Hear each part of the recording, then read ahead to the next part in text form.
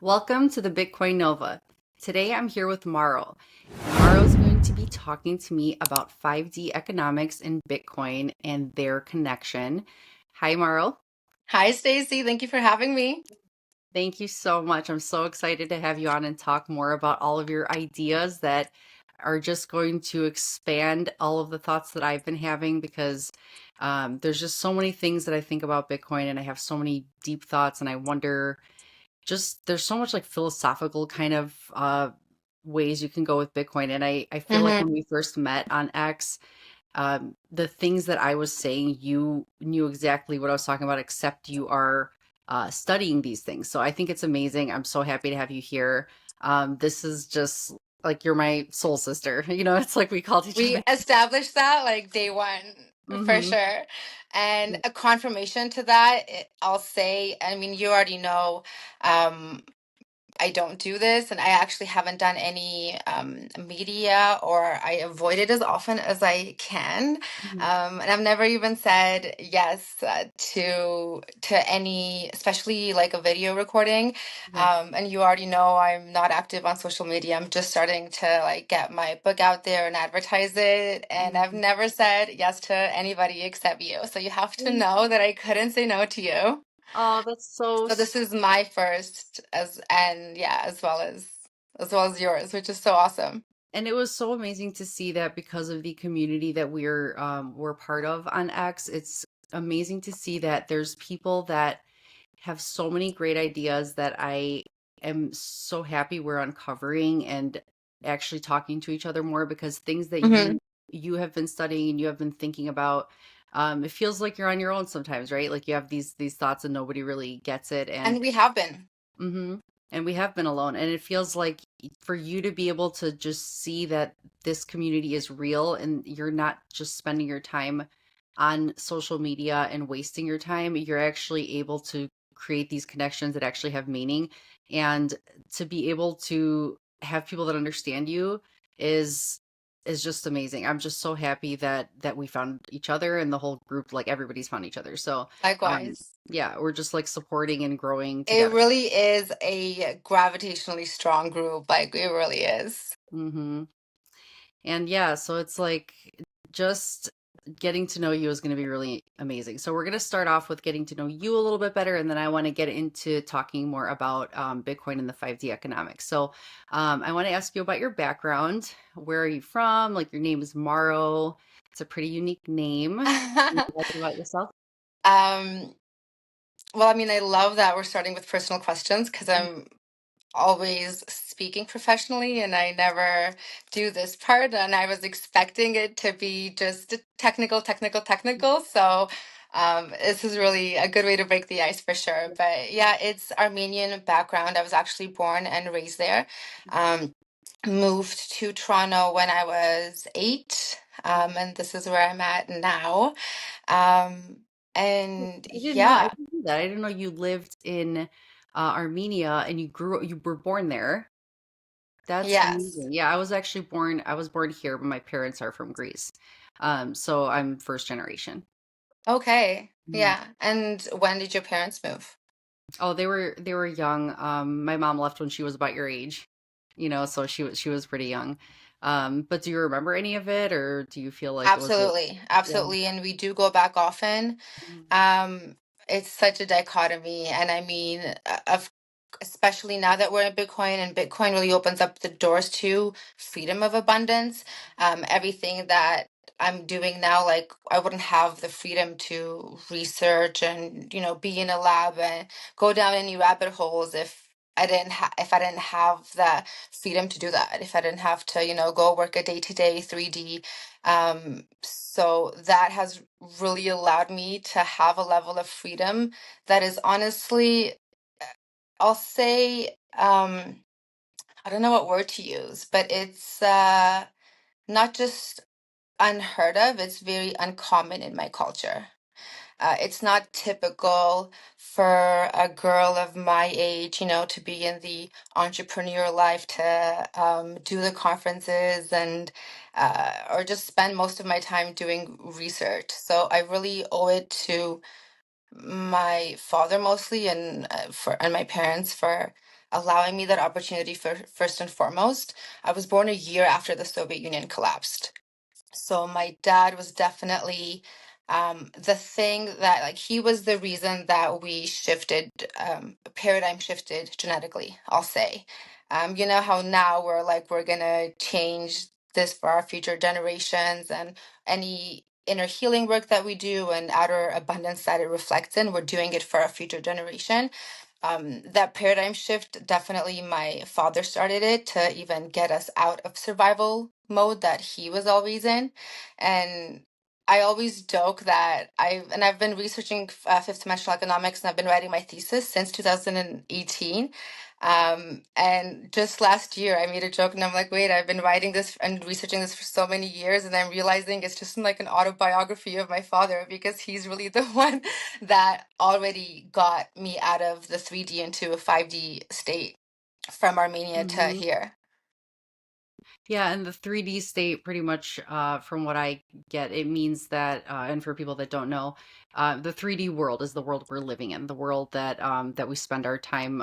Everything around us is 3D. So the 5D is like the almost like enlightenment path, right? It's like you're in a higher dimension, like you're growing spiritually, and your mind is growing, and you're not worrying so much about physical things. I think that's. Exactly. I'd love to go break down the dimensions, especially when it comes to talking about 5D economics, so we understand what we're working with. But that is accurate. I mean, I can save that for later once we get through the personal. Okay. And the one thing I think what you mentioned about your family coming to America to give you a better life and to give you the life that you're able to have right now, to be able to study and have the freedom to do it. Because if you were working nonstop, or if you stayed in the country you were born in, you wouldn't have that freedom. You'd have to work, more, and you wouldn't have this opportunity. So Hmm. the way that our parents, like my parents and your parents, left their homeland to come to America was America was uh the land of freedom. It was the new way that they could start a better beginning for their kids. They wanted to give their kids a better life. So I feel like when it comes to Bitcoin, it reminds me of what you said, because I think of Bitcoin as the new America. So it's like I like that. we're exiting this land that we were born into, and this 3D world of America, and we're going to a new dimension. We're going to Bitcoin, which is like the escape hatch into a new world where we don't have to follow these rules. We don't have to stick with this place, what we were given. We can move to a new zone and prosper. So that's. And it's, Bitcoin is the first time we've ever been able to separate currency from state. Mhm. So just even having that option is in itself prosperity. And I always say it's just the difference from going from survival mode to thrive mode. Uh-huh. Yes, and that's the thing. It's like you with Bitcoin, you get to spend more time as Bitcoin grows. You keep saving your money in Bitcoin, and it allows you more free time to do the things you want to do, because you're not just hustling for fiat currency that's debased constantly, and you can't keep up with life. Hmm. Well, we always say you don't buy Bitcoin, you're escaping fiat, right? Mm-hmm. Yes. And I think that's just such you're always discovering new things. Like I feel like Hmm. just like how you love to learn. I don't think even as much time as I've studied Bitcoin, I feel like people that don't understand it would think of me as very well knowledged and think that I know everything, but you really don't know everything. And it takes that's why Bitcoin's amazing, because you don't just understand it and say, okay, I'm done learning. Like there's so Right, many connections. It infiltrates every part of our life, and right. it's not that I think money is important. I don't care about money. I care about like the way that money or fiat affects so many parts of life. It affects, like, from a base layer of life, like it affects people. It causes socioeconomic shifts. Hmm. It causes people to be depressed because they can't make ends meet. So it's like a lot of hardships come from society not being abundant. So Right. that's just a huge problem with fiat, and Bitcoin starts. It's not just I want to be rich. It's you need the system to change to create change amongst society. Exactly. Mm, And you will never meet a non-passionate Bitcoiner, mhm, right? And if you look at what the technology is, if you look at like under the hood and into the blockchain, it's really just a ledger, right? It's mhm. a list of things that is encrypted. That is the extension of what Bitcoin is. But like you said, the manifestation of what that could do, that's where everyone's passion comes from, because it's so revolutionary that you can remove pretty much any intermediate, any third party, um, whether it's time, whether it's distance. And that's another reason why we say it's higher dimensional, right? Because it is outside of time. There is no delay. It is outside of distance. There's no limitation in terms of banks and borders. Yeah, I love that. I love that there's like how it transcends the 3D world. It transcends exactly. like how you said distance is a huge one because you know you try to leave the country with cash, you know, you can't, you know, leave with much cash, but you can't just take money with you everywhere, and if you do try to send money anywhere, the distance is a problem because now you're paying some intermediary to they have to take a chunk of that money as a Hmm. payment. So it's like Bitcoin bypasses the distance. You can instantly transact with this network that's global and it's connected and it's powered by I'm amazed by the amount of power that goes behind it as well. Like I think every time I try to imagine the amount of power that secures the Bitcoin network, Right. it's just it's that's what we're doing. We're putting our money into our fiat into a shield that is defense mode against any government who wants to try to corrupt it or to steal from it. So Hmm. it's not that another thing I think about, I don't know if you what you think about this too, but myself, I think we consider ourselves like paranoid Bitcoin anarchists. And Yes. I I think that's the reason we call ourselves that is because we feel like everyone else thinks we're paranoid because we study Bitcoin and understand it because they think we don't trust. But it's true, we are paranoid in that way. But I also think that people think that we just hate government employees so much, and I don't hate anybody. Like I'm not against government employees. They're regular people like me and you, but I just think the people in charge of these governments are the problem, and Right. the people that that make the rules are able to break the rules, and that's the thing we're fighting against. Right. Right. Mm, And you know what? It's, of course, it's a debt-based system. It's mm, not designed to benefit the consumer. yeah. Right. Yeah, they're always looking out for themselves, and it shows when we've seen.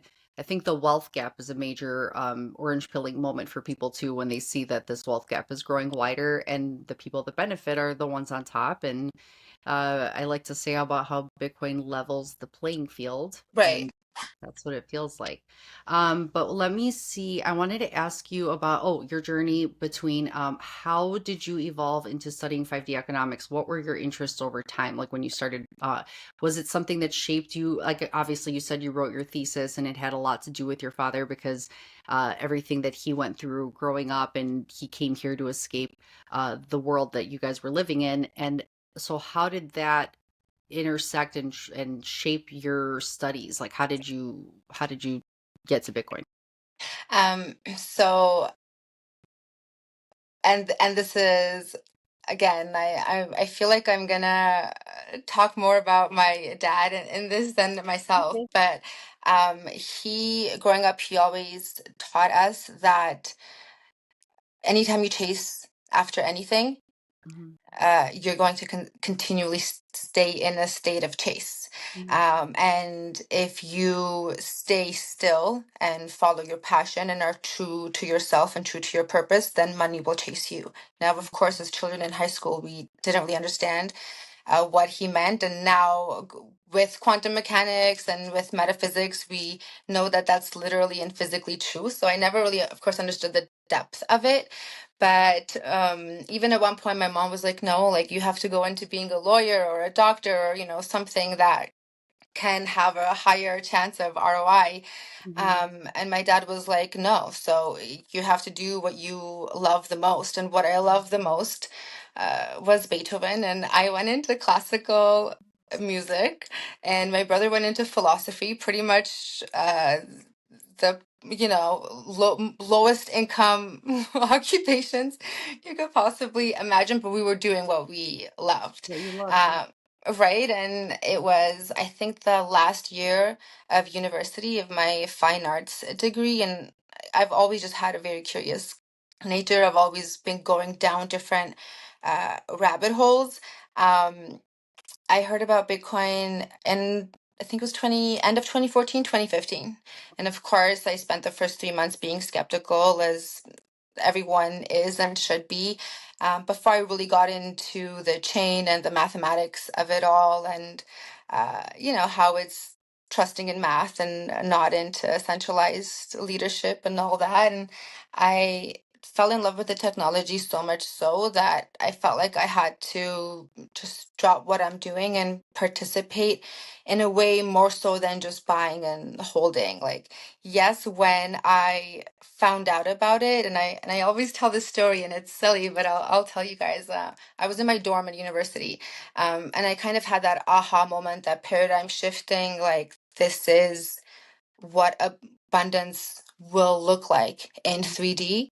Mhm. Um, that was very revolutionary for me, and I felt like a billionaire internally. I felt like I was just resonating wealth with this knowledge. And I remember I had to go get like allergy pills or something, and I think I had like $87 in my student loans account. And I'm going, and there's a little girl next to the cashier with her mom. She's crying because she can't get both toys. Her mom was only saying basically that you can get one of them.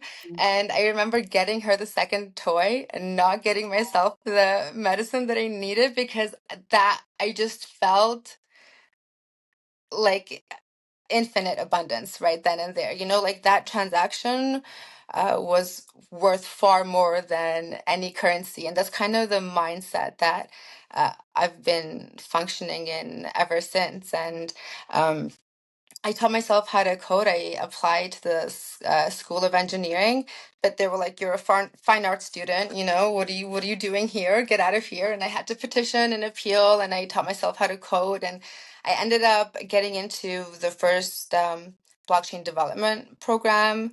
I got the highest mark in the course, and everybody else was an engineer. Okay, I'm the only pianist.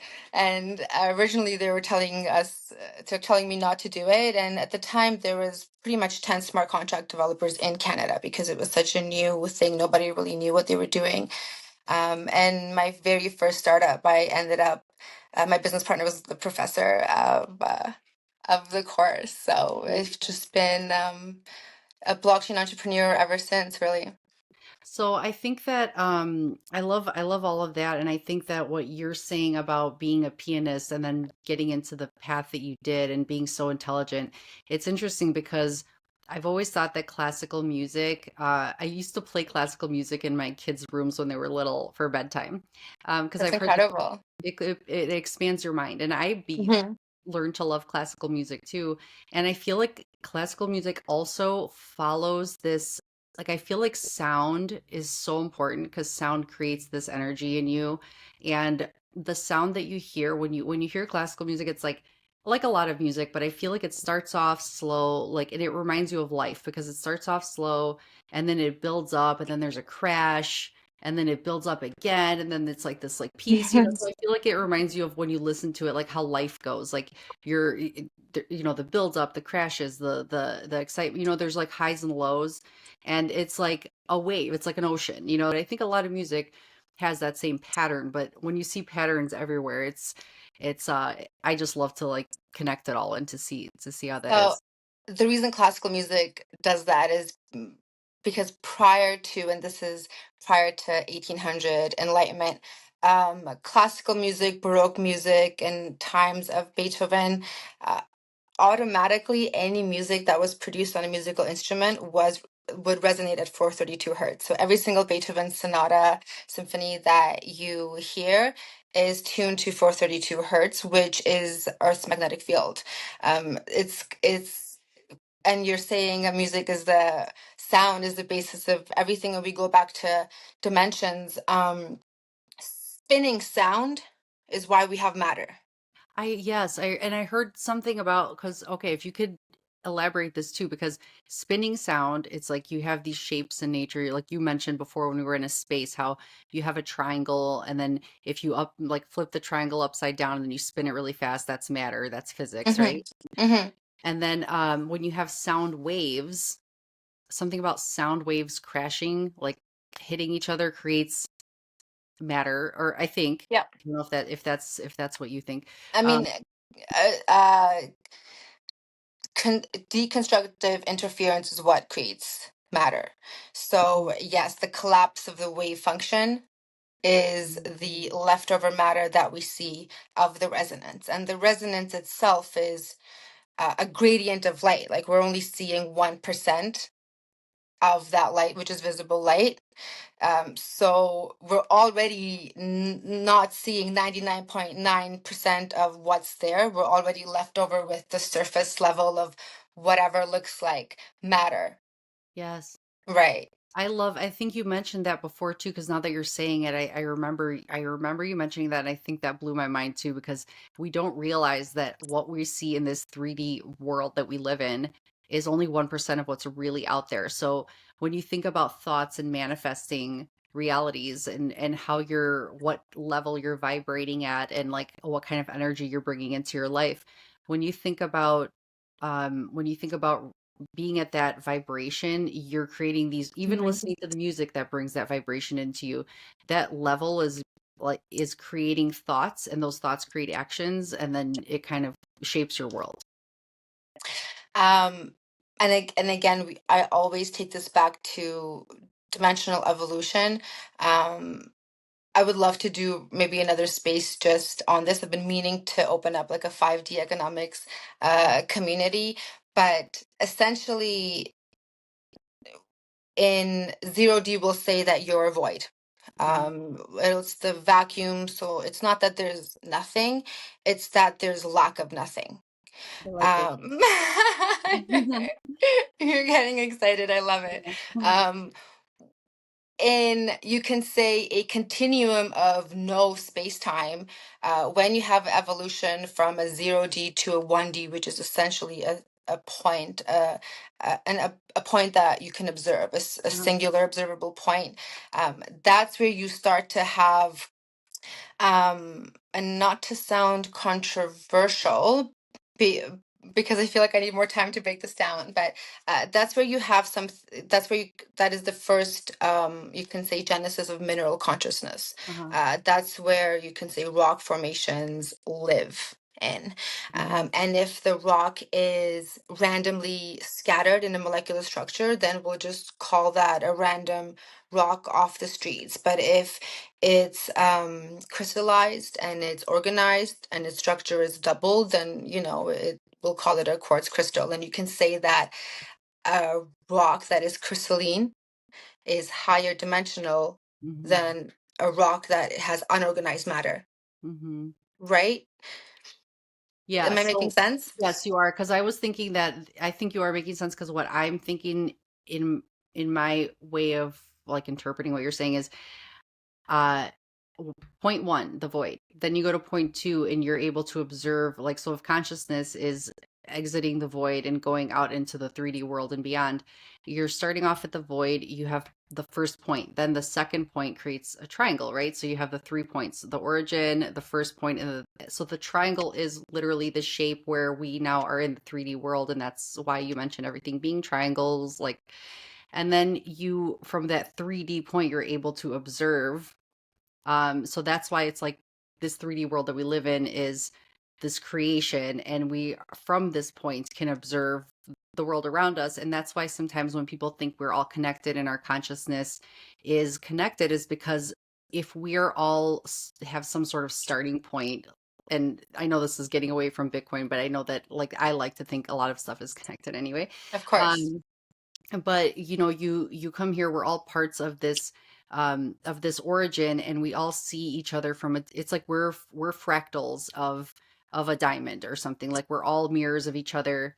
And Bitcoin, the network, which is um pretty much like every person that's using the network, every miner that's mining the Bitcoin, everyone that's using this network, our minds are all then connected. And that's like we all care about this thing that now is protected by the energy that defends it. So that's why we are so passionate about it, because we're putting our time and our energy together, and we're working towards something that nobody can take away from us, and it's backed by the energy. So when people don't think it's backed. But I think, yeah, that observation where we observe everything around us, and then now it's like we are part of this network that's outside this 3D world. So it's Well, just we are constantly mimicking nature, right, to a very high degree, and consciousness is doing the same thing on a microcosmic and a macrocosmic, and the technology does the same thing, and so do our desires, so does our level of fear and greed. So, uh, the fact that this technology has even manifested and exists in our 3D system as a method to bootstrap to a far more open source and distributed decentralized economy means that we are ready to participate in that, because that's exactly what we're reflecting right now. that's so cool. That's what we're reflecting right now. I love that. So yeah, Hmm. we're reflecting pretty much what the world was reflecting back when, first when the money the fiat got taken off the gold standard. Then our fiat currency was debased more and more over time. Hmm. Then people as a whole started to come together to, even when it started with Henry Ford discussing energy money. And after that there was cryptocurrency channels where there was studies, and cryptographers that they were posting and learning and trying to figure out this energy money. And it took many, many years of research, starting from maybe the 70s. And I feel like I've talked about this even before, but I'll mention it again. But then when we got to the point where society and humans just got fed up with what was going on with fiat currency, since it got taken off some sort of Right. basis off of what money is, then Satoshi came along, and Satoshi decided, which I think is just incredible, because he or she or them or whatever decided to finally figure out the last pieces of this puzzle at a time where it was the great financial crisis, and everybody was a mess, and we needed to come together and bring something about that would change the trajectory of finance, because we were headed down a very dark path. And if we didn't have Bitcoin as this escape hatch, we would really be in a lot of trouble financially, because there would be no way to get us out of this. It would literally be a two wealth system. It would be wealthy and poor, like eventually. That's Right. what it would be. Right.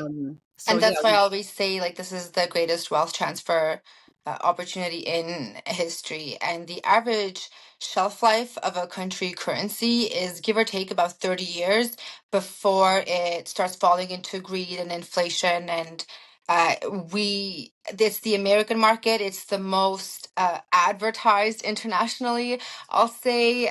So we're like 10 years extended into this very silent recession that yeah, every day more and more we're seeing inflation. yeah, it's true. And I think the reason that's lasted this long is even because it is a global, like we became that whole word Exactly. globalization, where the US dollar became a debt. Like we learned about, oh, let's have credit and credit markets. And that's why we were thinking, oh, this is another way to extend the currency further. Not only are they debasing it and adding more zeros to the system, it's not like they're printing it manually, but they're just punching a number in a computer. But then they're also creating debt out of it, So it's like this collapse. It's like a bubble that's ready to burst, So it's just crazy to think that And so many that people don't think about it.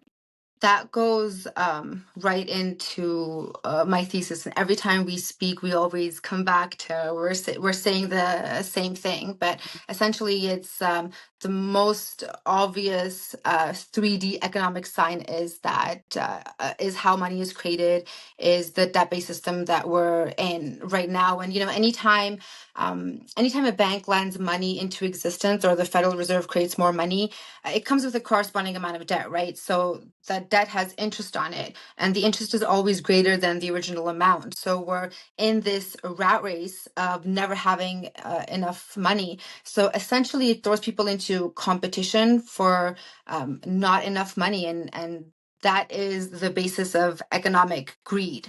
And the problem with banking system is that if a bank is gonna lend to a business or a personal loan, they're gonna give it to somebody that's going to create new goods and services. And every time that we're creating a new good and service in the economy, uh, I feel like you're essentially removing yourself from nature, because you have to take something that was once natural, you have to take something that we once did for free, and you have to figure out a way to sell it back to someone. And the more we come up with services to sell, the further away we get from nature. And then the wealth gap gets larger and larger, because the bank is only going to fund the people that are paying them back. And a really good example of this is the Bank of Dave. I don't know if you've heard of him, and it's actually a Netflix. There's a Netflix documentary, or no, it's a movie, but it's Yeah. based on a true story. I highly recommend people watch it. It's such an interesting watch. Essentially, it's about this guy, Yeah. Dave. I Yeah. don't I'll know link it where and it down below he's afterwards. from. I don't want to say incorrect information, but um, I really don't know. I want Okay. to say somewhere around North England, I believe. Oh, But essentially, he's just a good guy in the community. He has, I think, a couple of like a trucking franchise or an RV. Again, I'm not sure, but he has maybe some money, but nothing crazy. But he slowly is lending and just helping his friends out, just giving money wherever we need. Like my dad on a regular basis sends money back home. Like it's not even nobody thinks to count interest on money that is for our friends and family. yeah. And Dave does that so much that he essentially creates his own community, and everybody is telling him that you should create a bank, because the community ends up profiting and prospering more than the loans that Dave was handing out. Now, the best part about the story is that Dave actually applied for a banking license, and as you know, this is exclusive to the Federal Reserve, right? They don't, in 150 years, I think they have never given out, they've never approved a banking license to this day. They still haven't. I didn't know that. Um, and it's a really funny and very, very just witty and clever how the community brought together to support this. And he got the license approved. So to this day, it's the only local running decentralized bank, essentially, that is not owned by the Federal Reserve. Most of it goes back to the community. It's self-sustaining. Like that is in itself 5D economics. When I always say call Michelle our master node, Hmm. that's essentially what it is, right? It's the leader of the community that is confirming the transactions, as Michelle does, and that's what Dave acts as. So instead of in a 3D finance where we have centralized banks, of course, money comes from one source.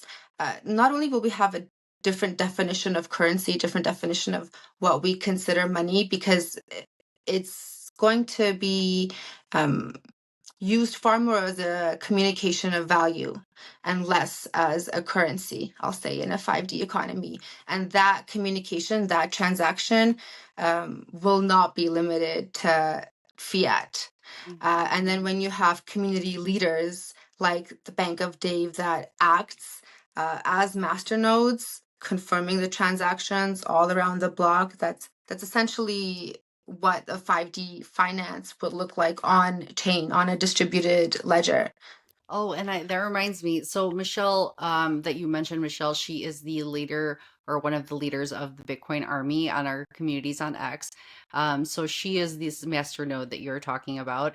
And one thing that you mentioned one time when we were speaking on X was that you said that what represent like what a 5D economy is sometimes what we are doing by connecting with each other is like the knowledge that is exchanged and the communication that is exchanged is Transaction. Hmm. the value. That's the transaction, that's the That's the value. transaction. That's the value, right?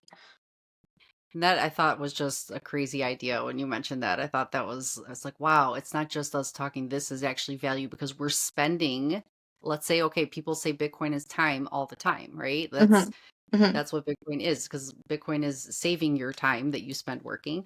So when you spend your time in whichever social media or 3D world, I think some people call it the analog world, when wherever you choose to spend your time, you're spending that currency. So your time is your Exactly. currency. That's insane. Um, exactly. And you know what? The only currency, it's the only currency where you never know the balance, Yes. right? Um, and that's And why it's yeah, and I think that that's what I think Bitcoin would be is like if you know when people say that the people that have the like a lot of Bitcoin once it keeps rising and takes off into this you know hyper Bitcoinization type stage where fiat can't catch up and the price just runs away. It's really just and it's really not just Bitcoin's price rising, it's the dollar being or fiat currency being so destabilized that right. it falls, you know, so Bitcoin looks like it's rising. But the thing that I think that's what would shape these future communities would be people that let's say like in our community now the people it's really a mirror of what would happen because these master nodes in these communities the way that we want to show other people's voices and have them be heard like you who you were so intelligent and have so much to offer and you weren't speaking out about it you were quiet you were just kind of observing and then and then now you're active and you're talking it's like people that are the master nodes they use their excess currency let's say it is to bring up other people and to show their voice off so it's the same idea as if bitcoin when the price rises so much that the people who have the most will give back to the community so Of it's the same course. it just mirrors what we're doing with our communities on X I and what mean, look at Smash by Saturdays. yeah I know smash by Saturdays It really is becoming its own bank.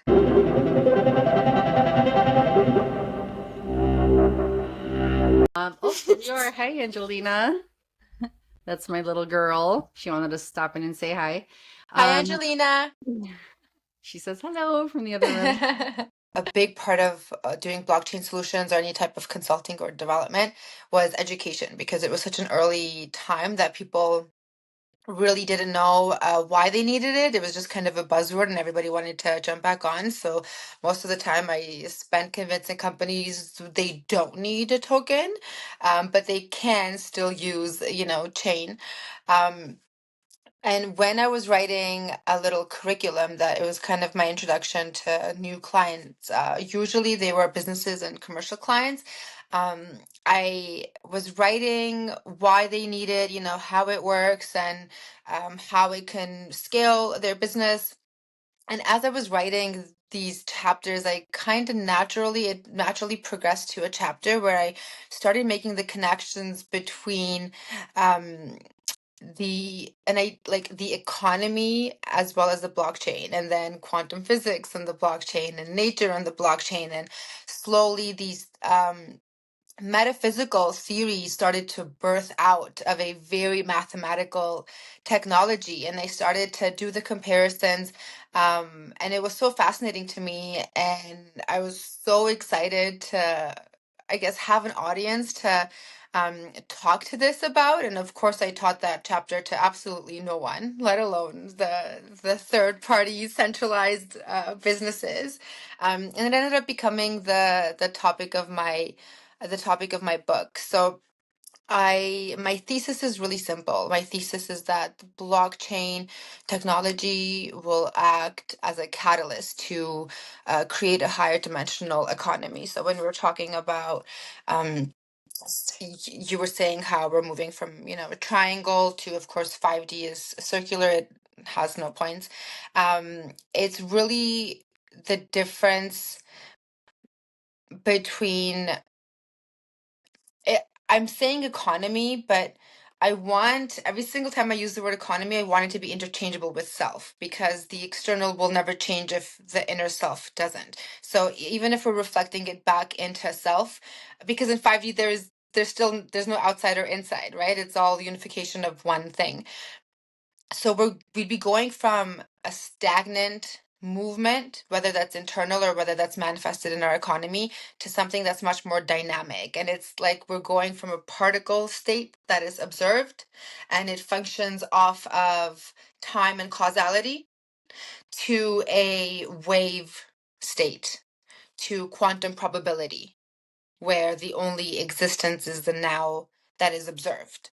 And I know this is like music to our ears. I know this is our bread and butter. And you were saying earlier about how what you're seeing, like what we perceive as such little of what there actually is. And in addition to that, like I'm in my lab right now. I mean, it's a mess, but maybe another time we'll give you a lab tour. But Your chalk, um, is there a chalkboard in the back? there's a little whiteboard, yes. Oh, nice.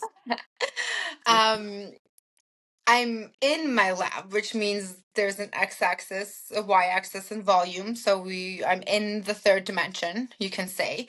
However, it feels external to me, but it's really an internal reflection outwards, because your eyes are also facing outwards, right? Even your retinas look within and then they push an image outwards. So right now, the blackboard that you're looking at, in my reality, it's literally not there.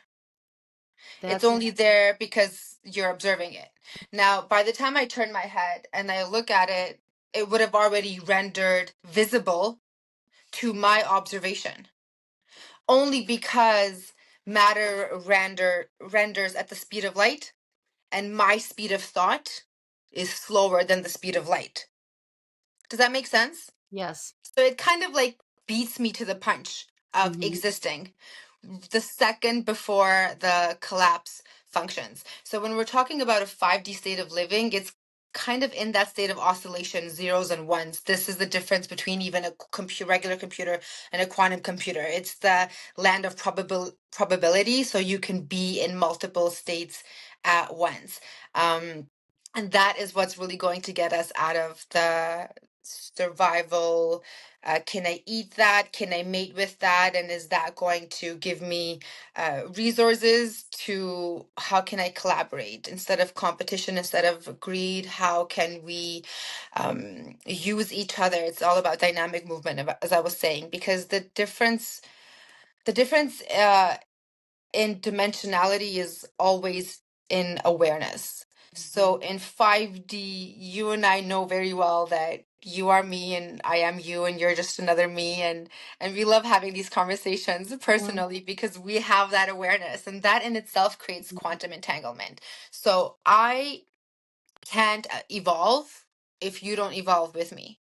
Mm-hmm. I There's only a precipice of evolution that I can reach three-dimensionally by myself.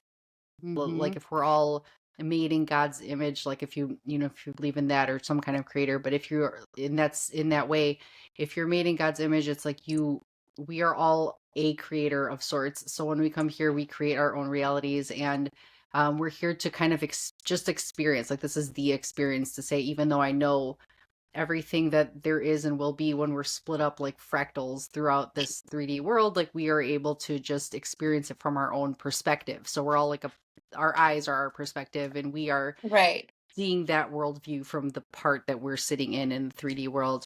The thing that I can't comprehend is I get when you were saying about your eyes being, external and whatever's inside your eye. You're saying like the matter doesn't manifest because turning fast enough, but it's almost like it is it would be it's hard to comprehend because you're like it is there. You could, it's you know, I But think that's the hard everything part. is there at all Mhm. times. Yeah. What I'm observing isn't something out of nothing. Mhm. I'm observing a very small level of nothing in the everything that is the quantum information. Oh, There like there what we is nowhere in space-time where you can't find vacuum fluctuations. Right, there's energy everywhere, there's oscillation everywhere. The quantum vacuum is the thing that connects all things. So you're talking about So the 99% that we can't see, is what you mean by that? um, here is a better example. Actually, this is a really good example. The way our eyes envision color is a really good example because when you're seeing something that is colorful, like our orange bee. This isn't actually orange, right? It's actually what's happening is the cup is absorbing every color on the spectrum, every light except orange. So when this looks like a chalkboard, it's because it's essentially absorbing every other possibility and probability that it is, except the one that I'm observing. It's actually leaving out in infinitely decimals on the surface Mhm. of a black hole matter, and it looks like a chalkboard, and I can't put my hand through it Right. because all of the atoms are facing one direction. So when my hand approaches it, there's this sense of a magnetic field Mhm. that creates this barrier where I can't get my hand through my cup, even though we're both well aware this is a wave and I'm a wave. 99% of things we don't see with the human eye is matter is always moving. Like even like the particles are always moving. Spinning. So yeah, spinning. So it's like even though we see a solid object, you actually were to see it on a quantum level, it's always moving, right? That's why. So this is the thing with modern physics, Mhm. and I love that this is coming up Yeah. because a lot of scientists don't incorporate the rate of spin of atoms Mhm. into their equation. So when we're doing equations, let's for even putting outside the observation bias, Mhm. we're not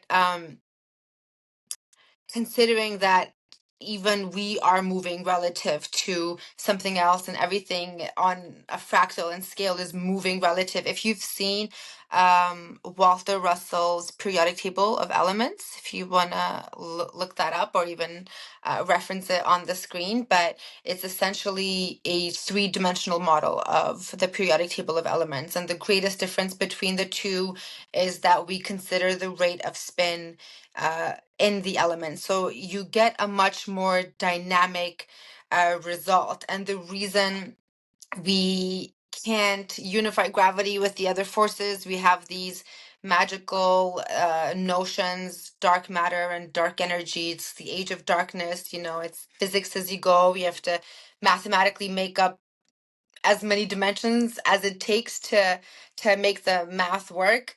All of this could be avoided uh, if we consider that the proton in and of itself is a black hole.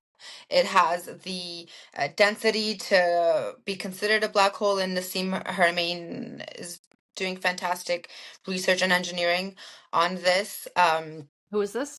Nassim Haramein, so I'll definitely send it into the group. I'll say that he has a few papers out, but the Swarovski proton is essentially what unifies the forces, and he pretty much solves unified field theory, which is something that Einstein couldn't do. Mm.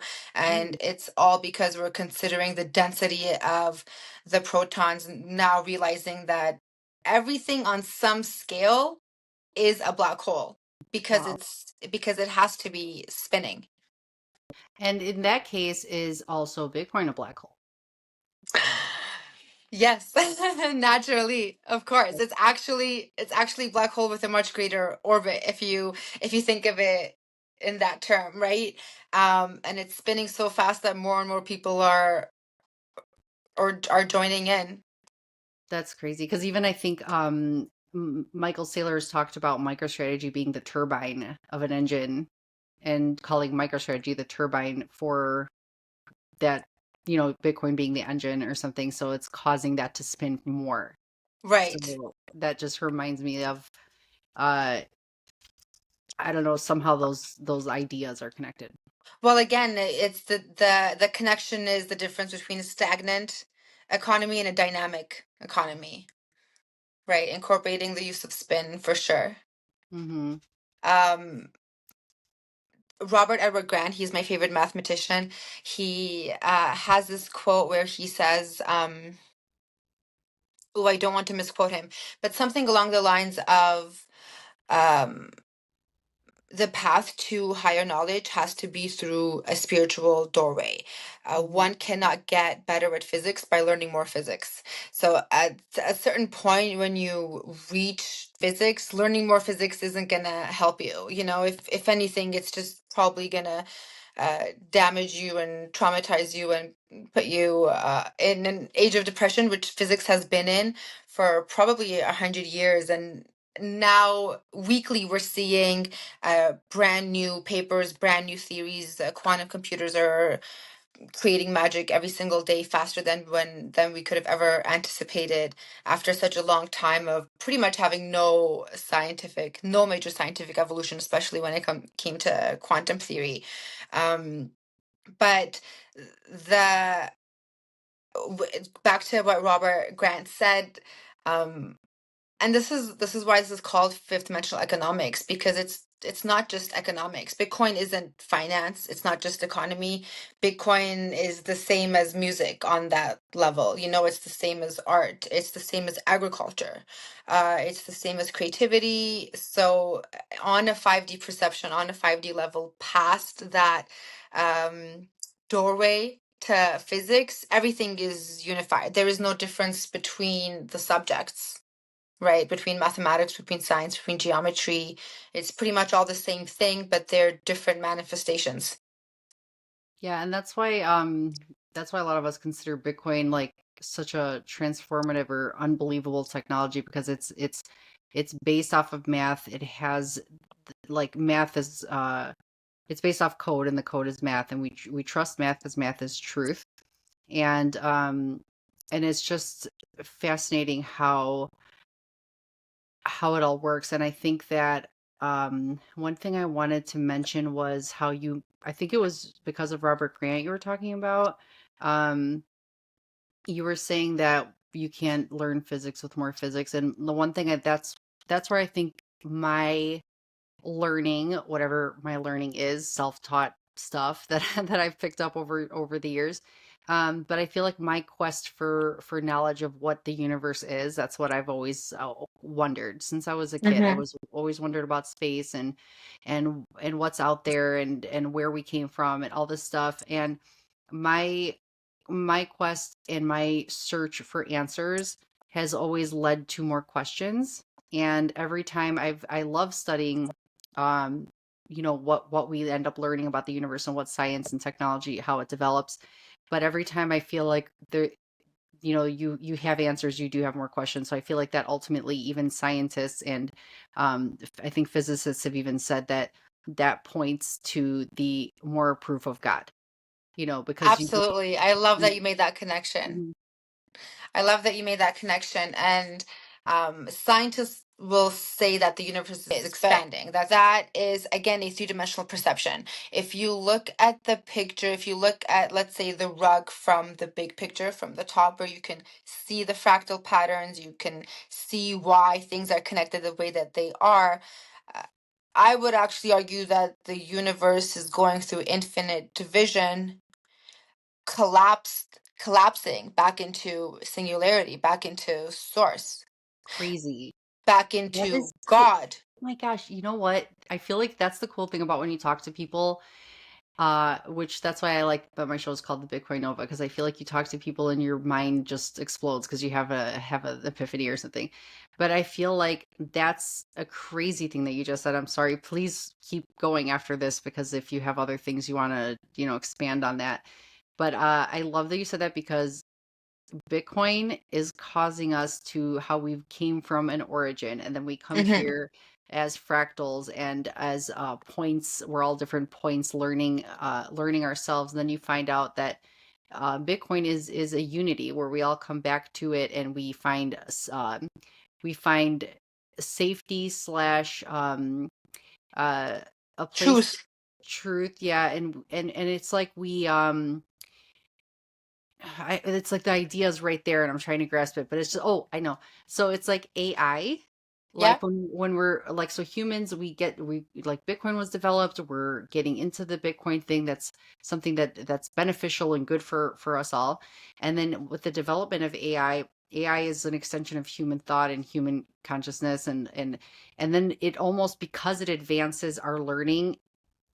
And even recently Elon had posted saying that AI is not coming to, or almost at, he literally said AI is at the singularity now. So for him to Yes. post something like that, and he's developing Grok and AI, is a humongous significant statement. So it's like, for that to be said, that is literally saying that all of human consciousness now we're using AI for tools to help us do our jobs faster so we could save time doing these things. If everything is time, if Bitcoin is Yes. time, if AI helps us save time, all these things, anytime you think of the word time, I feel like you could 3D think is of time. Bitcoin. 3D is time, right? Yeah, space time is one thing.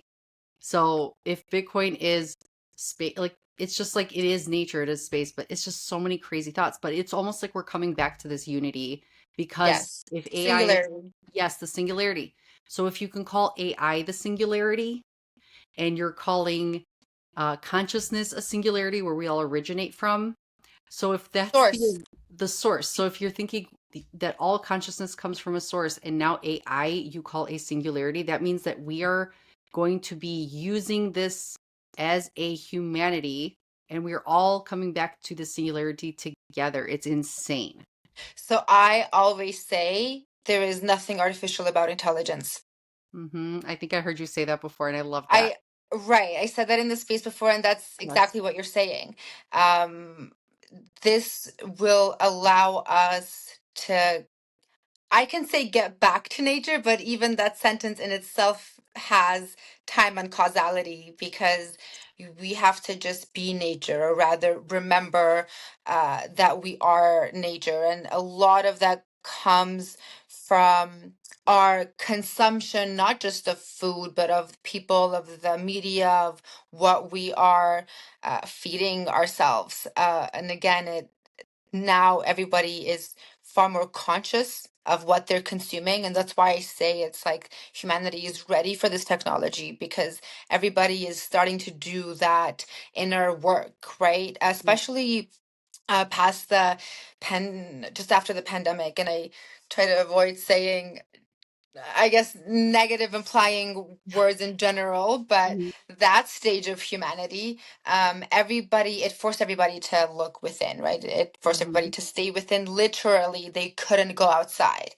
So Mhm. literally, everybody had to learn a new instrument, develop some skills that they didn't have. Everybody had to look within. And I really think it propelled society, like we were talking about earlier. It allowed people to have the freedom to look outside, and this is why it's like you guys are ready. It's ready for the next Mhm. step. And everyone is doing Pilates and meditating by the water, and posting the Schumann resonance and listening to frequencies, and all of that is it's fantastic. And I'm glad that we are actively using tools to think, or I guess you can say remember uh, who you are.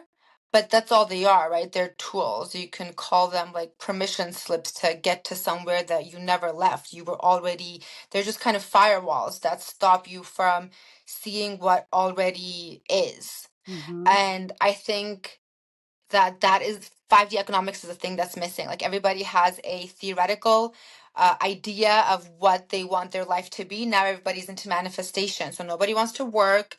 People that are in crypto, nobody wants to get paid USD anymore. Everybody wants to stay at home and get paid to be me. That is essentially what the content creator world is showing us.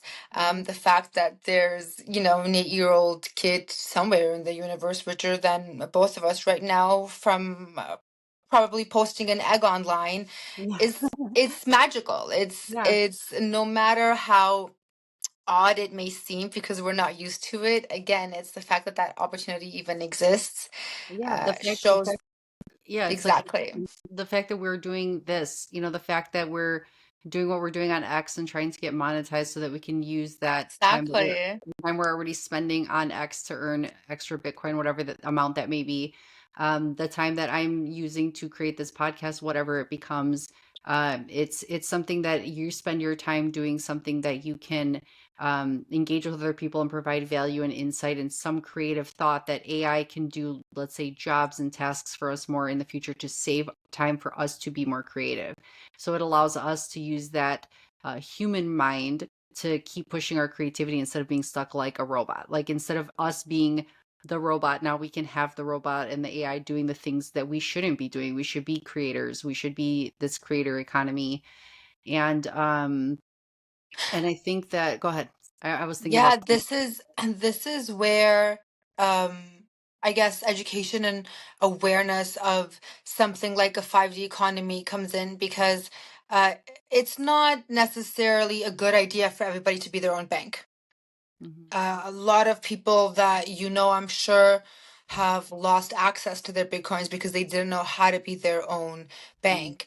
And it's not necessarily good to have everybody give their rights up to AI and let AI think for them. So everything, this next, I guess, stage in evolution, consciousness is the key. Because if we participate in all of these activities with a conscious mindset, and this is where the importance of blockchain comes in, and it's always full circle. Because if the AI does the work for us, but the AI is still owned by a centralized company, then that is not 5D economics. but this is If what you're your saying. What you're right, saying if your is keys are that on an exchange, they're not it's not your Bitcoin, mhm. right? And what you're saying is what I think that is what I don't know who I talked about it with. I don't think it was you, but I had that idea about AI and I said AI, and whether it becomes this way or not, which I hope it does, but AI scares me less because I know Bitcoin exists.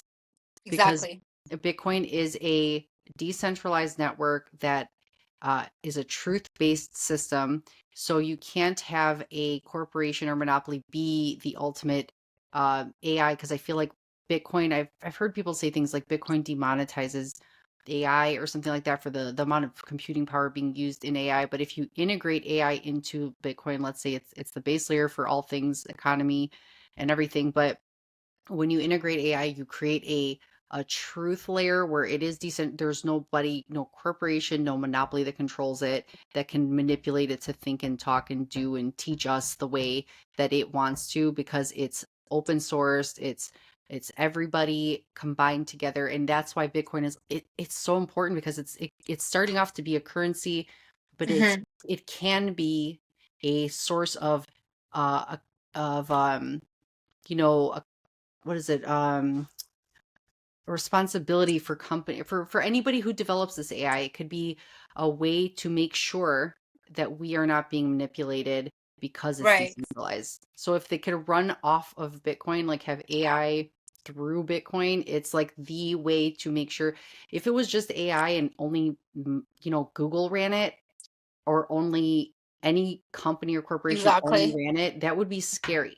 But because I think Bitcoin exists, I feel like whatever happens, it's going toward decentralization, and Bitcoin is the true decentralization in the world. And I don't think we'll allow it to be any other way. Like, Mhm. they can, do as much as they want to convince us that the simulation is authentic. But I think everybody can agree that it's really running on like the slowest CPU right now. And it's like, It is. it's so obviously revealing itself. It is. Um, You know why I think it might be revealing at what you said earlier about how before COVID, we were so distracted. We were so busy with our lives. I feel like everybody, and me being a hairdresser, I remember just life before COVID, and everybody had a million things to do, 100 parties to go to. Everybody was getting their hair right. done for all these activities and running around every different place. And now it just feels like ever since COVID, there's people that, they don't do as many things, and they were forced to look in the mirror, and how they were forced to stay home and look inward. And it's something that people with distraction used so much to like keep themselves busy, to never look at themselves and their behavior. Like I feel like that what was such a traumatic thing that happened with COVID, it also forced people to, again, look in the mirror, look within, see what was their own fault. Like, I think a lot of people that are Bitcoiners now that learned to save money, they were big spender, like wasteful people before. We would waste money on things we didn't need. People that have so much clutter that just, Hmm. they're buying things in their life to think that Back that into will, consumerism. yeah, it would fill some void that we felt inside of us because we almost were being lied to so much that it felt like things and stuff make you happy.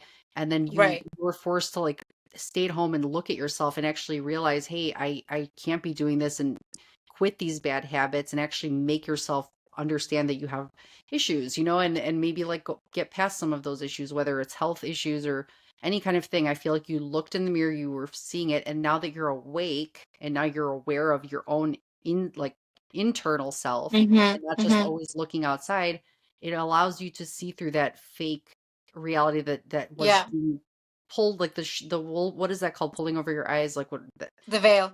the veil. Yes, it's like you're able to take that off because you actually took the time to look at yourself, so um and I think, yeah, we were forced to face truth that we were trying to run away from. And we're creating a technology that is going to allow us to do that. That's why we were so amazed by it. That's why we're always learning from it, because it could be a base layer for many things in our world. Just the fact that it's something incorruptible, Hmm. and it's something that you can plug things like AI into. It just amazes me that to think about the word singularity and AI being the singularity. And I love that you say there's nothing artificial about intelligence. That's such a cool saying. Hmm. I love that. You know what? It's again a shift in perception. Hmm. And shift in perception, shift in education. That's the only thing that's going to take us from out of that survival state, right? You Hmm. have to have the ability to look at the whole picture, and not just the duality. This 5D economy and this creator economy and this AI future economy, I don't get the fear so much around. Again, I bet if there was no Bitcoin, I think I would have more fear about a monopoly controlling our thoughts and controlling what we consume. But I just see this decentralization in this future being a Yes. hopeful thing. It's really Yeah. exciting. And imagine we're the only people like in history that I get say to that every experience. day. You do? Every day. I mean, it's like this, what a time to be alive. And of course, it's not accidental. We definitely chose to be here and to pioneer and participate in the new world that we're creating just by even having these conversations. And every single person that is watching this now should really feel that sense of unity, that sense of connectedness, because nobody is doing this for a selfish reason. Um, it's a fantastic side effect that we will all make money, but money is going to cease to exist in our lifetime. So that is in itself already irrelevant. We're going to see a lot of dismantling of pretty much all things centralized, whether it's the electrical grid, whether it's the source of money, 5D technology. It's not going to be via nuclear energy. Of course, we're going to have a lot of declassification of Tesla's patents and zero point energy and all those things. So even when it comes to computing and energy power, whether it's AI or the Bitcoin or proof of work and all of that, that will also resolve itself because 5D will have free Wi-Fi, it will have free electricity, and pretty much the vision that Tesla envisioned. I feel like we finally have technology that can support an economy to function that way. Because when these technologies came out and when Tesla had these patents, like I think it was Walter Russell that sent his book to Tesla, and he wrote back a letter and said, hide this book from civilization for 1,000 years because they're not ready. And I Wow. feel like Bitcoin and the blockchain is a confirmation that we are ready. Yeah. And that should be very hopeful. That should be, knowledge is a weapon. So we should, the army especially, like we should really feel equipped with the power and the strength and the knowledge to guide our generations. And back to quotes from my father, we only need 5% of humanity to do so. I love that. Yes, 5% imagine. And I can't even imagine how many are already in this like understanding the truth, and in this economy already. And I was just thinking about how that bank of did you say Bank of Greg? Bank of Dave. Bank of Dave, yeah, how he that's the thing, like eventually it turns into this redistribution of wealth when somebody has so much they want to give back and help communities instead of this stupid world we live in now Right. that's just theft. And AI is going to be the age of abundance, really. It's yeah, Yes. Jeff Booth always talks about technology being a deflationary force, and I mean, we really do see it like it's going to be an age of abundance. Like we had the Industrial Revolution, now we're going to have this tech revolution. We're in it, we're in this tech Mm-hmm. revolution. We're supposedly at the singularity right now. Um, so it's just we're going to see this age um of this crazy amount of change. And you're right. I've always thought that what you said earlier too about how we chose to be here. I do believe that the people who are here on this earth right now chose to be here to be the change. I feel like our parents were here, let's say, oh my gosh, this is a cool connection. Another mind-blowing part. Um, so the way that it started off, full circle now, how you said your dad came to this country or came to, Mm-hmm. left his country to find a better, like the new America, to find America, to find Mm-hmm. freedom. Mm-hmm. So they were the builders of our mindset. Like they were the first ones to leave to create a better world for the next generation. And now we are their kids who take their thoughts. That's why when you're creating this book, thinking about your dad, and it's all about your dad and what he thought, it's like because his ideals are moving forward with you and you're here on time for this movement to see this out, to see this through, to see the idea that he wanted. He was he created you and all the parents that created people around our age that are now the new builders that are Right. we're going to see through to the new America and see this play out. And I think that even how we were scared. Like you were scared you were doing your studies, you were doing all this stuff, but you still had that fear to speak up and actually like, you'd never done a podcast before or gone really to speak. Neither had I. I hadn't done until very recently, and it was because of the support of the community, the Bitcoin army, Same. all of our friends on X. And it's like if it wasn't for the first podcaster that reached out to me, I shouted her out last time, but Paula Iverson, just the fact that she reached a hand out to me and said, hey, I see you're building this community. Would you like to talk about it? And it was so amazing to me that somebody doing a podcast saw that, like noticed, Mm-hmm. Mm-hmm. and she noticed our community and our group. And I'm like, you know what? Someone asked me on behalf of all of you, I'm going to say yes. I'm going to just, and it was my thought, but I still had reservations until I told my husband about it. And of course, his first thing is like he's heard me talk about Bitcoin and all these things for years. So he's like, yes, of course, do it. And because of that, I needed accountability. So I posted it online for you guys to see. And everybody was so excited that it gave me um the accountability to not back out and chicken out and not do it. Which is what you And did with me. yes, and I did it, and yes, exactly. I was like, I posted it. I told people it was going to happen because I really wanted to speak to you because I knew this would go so great, and I knew that we were just going to blow each other's minds. So, I'm so glad you did it, and I'm so glad I made you accountable by posting it because I knew Me you'd be too. great. I'm so happy, and that's what she did for me, and that's what I'm doing for you. And I want more people. Like, there's been a few people in our community who have spoken up and gone on Paula's podcast and more. And I'm so proud of them, and I'm proud of myself. And I feel like every day this is scary, but it's like we have been around for since 2020 at least. There's a lot of us in the army that have been around since way sooner, way earlier than that. But we're seeing how many years of us watching the same influencers, watching the same people share the same, like not the same stuff, always new stuff, but it's like Different distractions. Yeah, but they're ready. They've been doing this long enough. They've been teaching long enough. It's almost like they get tired too. Like they're ready for Hmm. their next stage. What's next for them? And then it's like even when it comes to female podcasters, we know of Natalie Brunell and another like there's some big women in the space, but they're out talking on CNBC.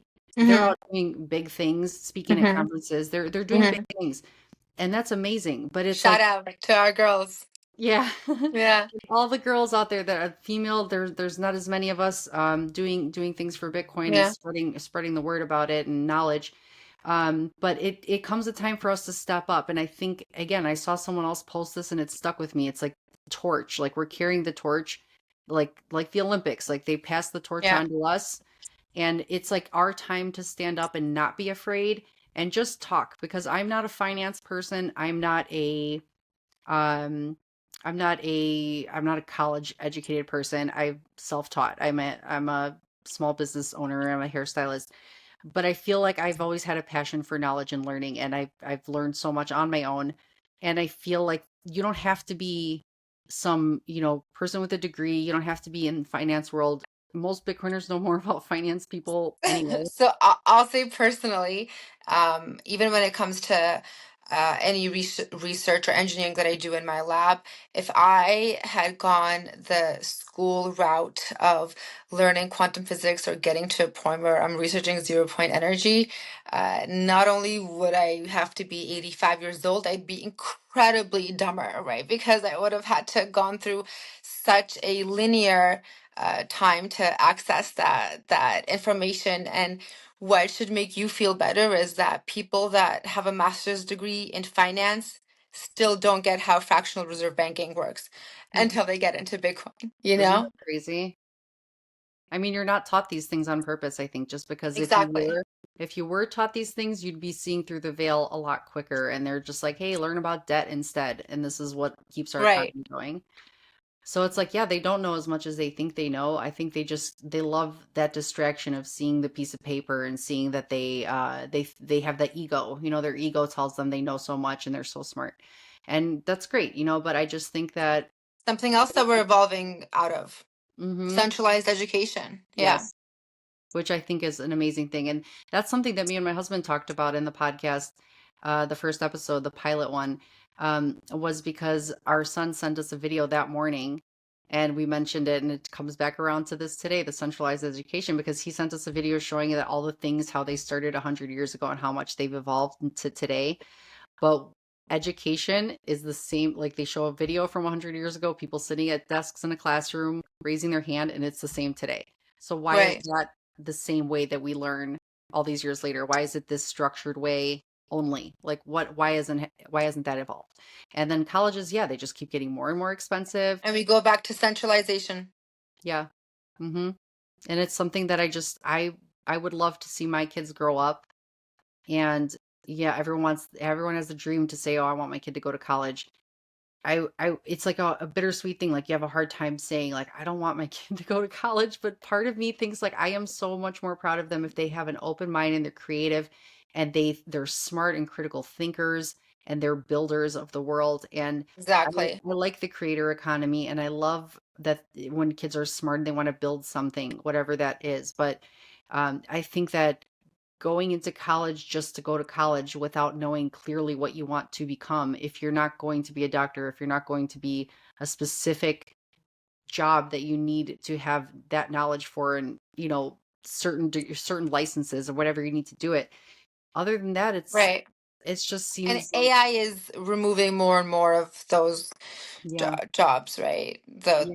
The coding was probably the one thing where you had to learn, you had to go and learn a coding language, and now every developer is going to act like an HR manager from their AI, you know? It's I mean, it's like, yeah, that's the thing. I think when my kids, even a few years ago, everyone's like, they got to get into coding, they got to learn computers. And I'm like, well, now they could just use AI to do the coding. They don't have to really know it. I mean, I'm sure some people would argue with that, but I just think for the most part, you don't. well, I mean, prompt engineering is what you need to know. And then who was it in our group? I think it was Max that Oh, posted something about uh my kid wants to learn coding, like, do you think, or it's a good idea, or something along the lines, and where we were like, no, like, teach them how to garden and teach them how to do this and that, and the coding, like, just figure out the prompts essentially. Yeah, the prompts. Yeah, the prompts would be like, because then that's the future really is teaching AI and computers what to do and what to, because it's not necessarily the coding they could do for us at that point, you know? So yeah, teaching your kids to go to school for something that, it's sad to say, hey, you're going to go learn for all these years and then eventually your job will not exist. Uh, um, I think I don't know if there will be schools in a 5D economy. I think the concept of it again will be decentralized, and much more open source. I To the feel like, point. I mean, you're right, open source. And I think that kids, like some kids, they all learn about different things. They all learn different ways. I think teaching kids more about you know, being a good person is really important. Caring about others, not bullying kids, like not being a rude. I think that's so huge. It's like just being, I think, and I feel like a lot of problems, it's like if you have a healthier socioeconomic society, Right. kids would grow up in a better way without taking their anger out on the world and turning into these. Well, kids would learn that from hanging around adults, Mhm. right? Not from Yeah, going to school great. and hanging around other kids that know less than they do. And again, we were in the space where I made the comment of how I'm like, if I'm the smartest person in the room, I'm in the wrong room, you know? And that's essentially what it is. You're throwing everyone in one room, and Yeah. And that's why I love talking to you guys because it's you get so much of a well-shaped view of the world when you have multiple different personalities to talk to. And I have my friends, my real life, my friends, my husband, my family that I have that shape a huge part of who I am. Um, most of who I am, and I'm grateful for that, and I'm grateful for the side of, especially like for my husband, like the sense of humor part of it, the goodness of his heart, like just like the person he is, but then seeing that I can be around a lot of other people that the way that my brain sometimes overworks and overthinks and has complex thoughts that I can't always either have the time to fully understand, then I have like people that fill those areas of knowledge for me that I have a knowledge gap in and kind of help me by talking to you all to complete these thoughts and give me a better sounds well-rounded. like the blockchain, no? Yes. I mean, right? Everything is a transaction. Yeah, it is. And it's like you need, oh my gosh, it's so amazing. It's like, yeah, you have to fit because the blockchain, what you mean by that is, the computers have to mine Bitcoin by confirming transactions, and a Exactly. certain amount of transactions create a block and it gets encrypted. So it's like you guys are adding to my block, so I'm getting an encrypted block by having this community, As so well it's as confirming the transactions. Yeah. confirming the transactions, yes. So it's like whatever ideas I've had, like I told you when I first said it, even in that space when you were like, that's what I'm writing my thesis about. The first thing when Yeah. I mentioned Bitcoin, mathematics, nature, stuff like that, and you were like, that's literally what I'm writing about. I'm like, like it just made me so happy because I'm like, I just feel like sometimes I know that people think these things are true as far as math and nature, but to add Bitcoin to that and be like, oh, it's part of, time, space, everything is all, it's like most people would think I'm insane. So I'm glad to think that it's not just me, it's you, and it's a lot of the people that understand some of these concepts More to and more each day. confirm the transaction. Yes. That's amazing. I love that. It's like we are an actual blockchain. Wow, I'm gonna have some good clips from this episode. I'm so happy. It's great. It's so inspiring. It's really inspirational. Yeah, and I'm so grateful for you, and I feel like we're gonna have a nice, good episode now because we have a whole lot of information I can Awesome. create out of this. But I just wanted to say that thank you for being here. I wish we could talk like every day. Like I just feel like it's like you're my soul sister again. We're closing it out with that. So We'll do many more. yeah, I would Absolutely. like to, you should be a repeating guest for me at some point. So this is just too fun. So I don't know how many people are going to be just this much in like how many physics people I'm going to have on that just, but again, in our space with all the Bitcoiners, you never know who we're going to find. So I'm pretty proud. I feel like we've onboarded some non-physics people yeah. into that Chad is about to be renamed the Quantum Bitcoin Army. Yeah. Right. No, and there's people that were sticking around in that space that weren't that didn't know about quantum or physics and they were just hanging out listening because it was just interesting. So people could all learn from each other and it's and when you have a common passion like Right. truth and hope for the future in Bitcoin, it allows for you to be able to sit there and listen to things that you never thought you'd listen to just because you have that common passion. So I'm grateful for our community and I'm so thankful for you. Seriously, this has been so cool. I cannot wait to post this video. I wish I could post it tomorrow. So I'm gonna Thank you for doing clip this for out some us. parts because I feel like I'm rambling. But yes, thank you so much, and I'm so Thank glad. you. Hmm. And I will see you soon. I'm gonna see you on X. And everybody, Of course. I'm gonna post her profile below too if you want to follow. And she will be um releasing her thesis at some point or soon. You're Yes. almost done with it, right? Yes, I'm aiming to get the book out by November. I'm trying to do a book signing. There's a conference in Miami in November. You guys should all come out. Yes. Where's that gonna But be that at? In it's going to be in Miami, I think okay. Fort Lauderdale. Okay.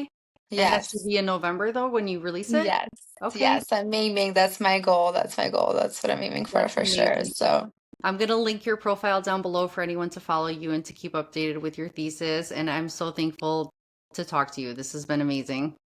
you as well, and thank you so much for everything that you're doing and for really getting the voices out there that wouldn't have done it. Like I am one of them. So I Mhm. appreciate you more than you know. Thank you so much. Thank you. Talk to you soon. Okay, love. Bye bye. Bye.